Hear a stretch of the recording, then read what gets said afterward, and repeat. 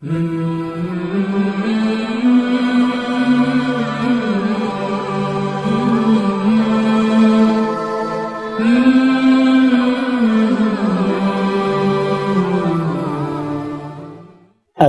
علیکم۔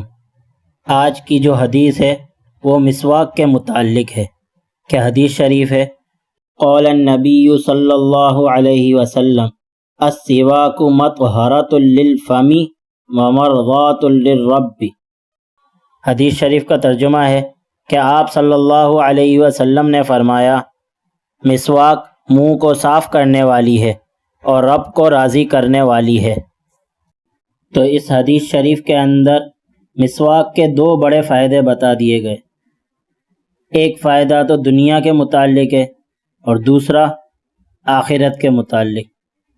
کہ پہلا بتا دیا فائدہ، پہلا فائدے میں بتا دیا کہ دنیاوی فائدہ اس میں یہ ہے کہ مسواک کرنے سے منہ صاف ہوتا ہے، منہ کی بدبو زائل ہوتی ہے، اور اسی طرح اخروی فائدہ بتا دیا کہ اس سے مسواک کرنے سے اللہ تعالیٰ راضی ہوتے ہیں۔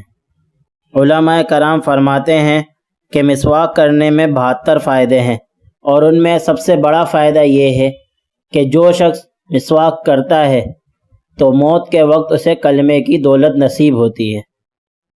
تو پتہ چلا کہ مسواک کرنے سے اللہ تعالیٰ راضی ہوتے ہیں،